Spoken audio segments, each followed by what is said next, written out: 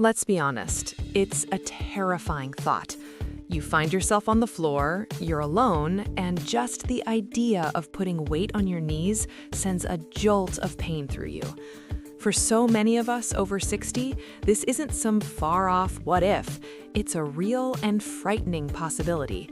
That feeling of being trapped, of your independence evaporating in an instant is unbelievably stressful. A long lie after a fall can have serious health consequences. But what if I told you there's a way to get back on your feet, safely, quickly, and without putting an ounce of painful pressure on your knees?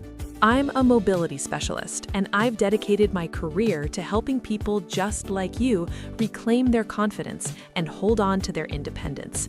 The fear of not being able to get up off the floor is probably the single biggest worry I hear from my clients, especially those managing arthritis, knee replacements, or just general aches and pains. That's why I'm going to show you a simple, game-changing trick to get up from the floor without ever having to kneel. This is a skill you can master, and it will give you back a sense of control and incredible peace of mind. The method we're going to learn today is called the line and pivot. I call it a trick because that's what it feels like. It uses smart body mechanics and leverage instead of brute strength or painful joint pressure. This technique is a lifesaver because it completely skips the half-kneeling position that's a non-starter for so many people. It's designed from the ground up to minimize stress on your knees and hips. And the best part?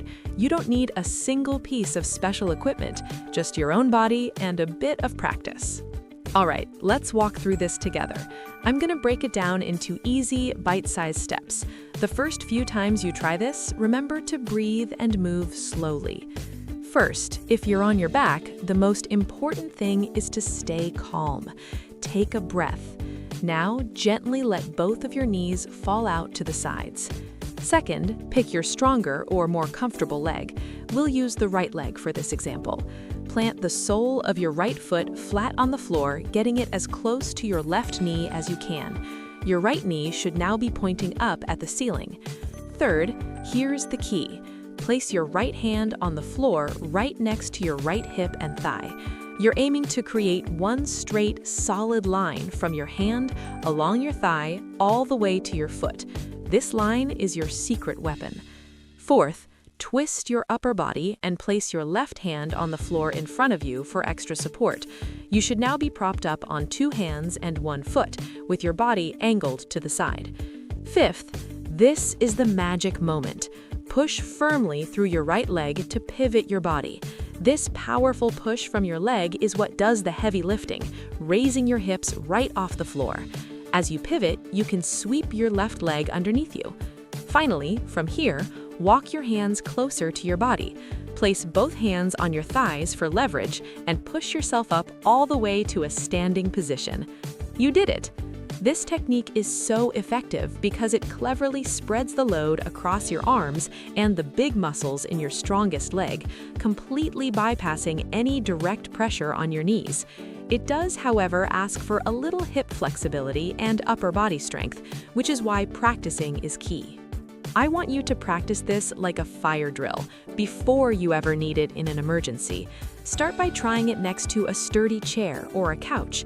That way, if you feel a bit wobbly, you've got something right there to grab onto. You can even just practice the last part by pushing up from the seat of the chair.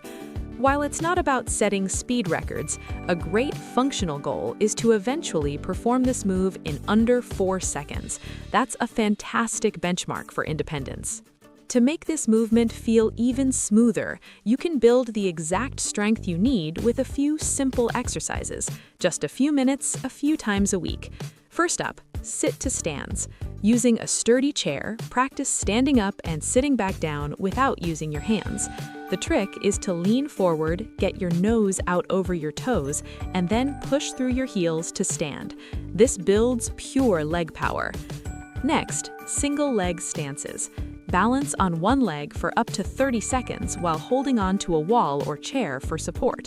This is what builds the rock-solid stability you need for the pivot. And finally, knee to chest holds. While lying on your back, just gently pull one knee toward your chest. This is perfect for maintaining the hip mobility that makes this whole technique possible.